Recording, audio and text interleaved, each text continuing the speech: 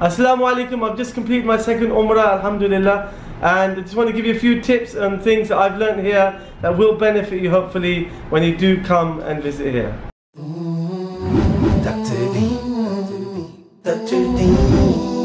Dr. Deens, vlog life. It's time to open the fast, and I'm just going to give some iftar to these amazing people here, inshallah. I've got some rotis and some salons or curries, whatever you want to call them.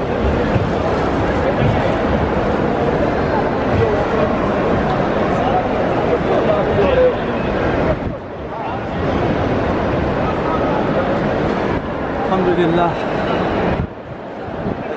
They're just so hungry, and they'll take any food you give them.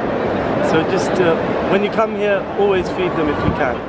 I've just asked the soldiers here, the staff here at the Haram, and they have no idea about Eid tomorrow. They're saying that they'll wait till Isha to find out, but everyone in England seems to know already. So either these messages are from unreliable sources, or they just go around without checking anything or verifying it. So just be careful when you get a message, and it's very important to know when actually Eid is going to be, so just be careful.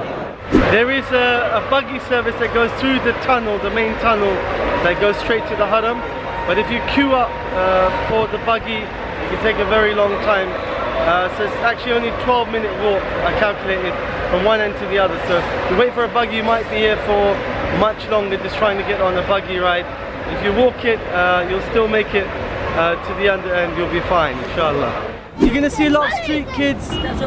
Just another tip is, when you see them, smile with them. The Prophet ﷺ loved kids, and when he saw them, he would show them affection, and this is what we need to do. So you see kids, bring some gifts with you from wherever you come, and feed them and make them happy. When I talk about young people taking responsibility, this young guy is 17 years old.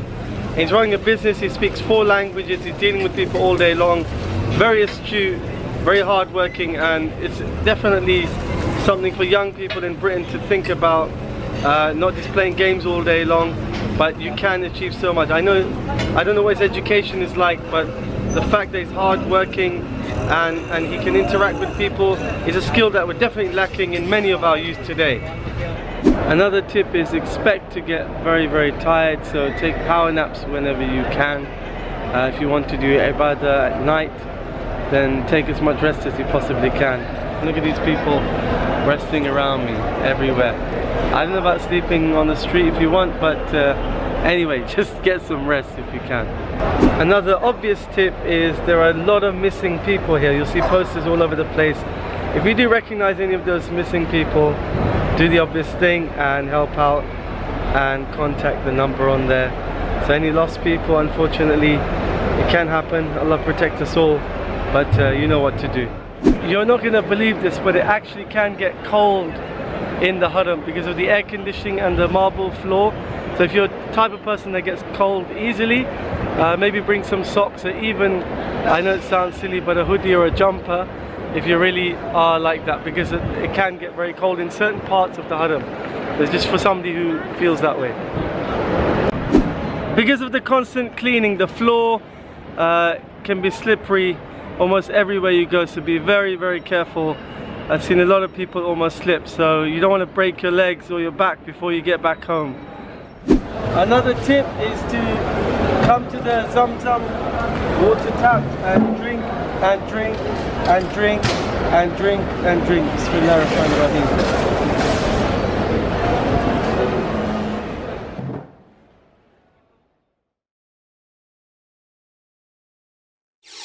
Look who's behind me, an incredible creature of Allah. It's just amazing to see this in real life and feel, touch the tail and the tummy. It's really an incredible experience. To the Fiji Islands, one of the islands affected in the 2004 tsunami. Oh, there. To find my bag in this chaos. So there was many errors, and that may be over time with the disconnect between the Muslims of China, the laws, the regulations they've had to live under over the centuries has really affected their learning of the deen. and even the recitation of Quran and other aspects of their practices. Another thing I noticed was that the women's prayer section is within the main hall. It's not separated as a separate hall or a separate room, but within the main hall at the back, but it's an open area for the sisters to pray. In a Chinese rickshaw, going to a Muslim family's house feels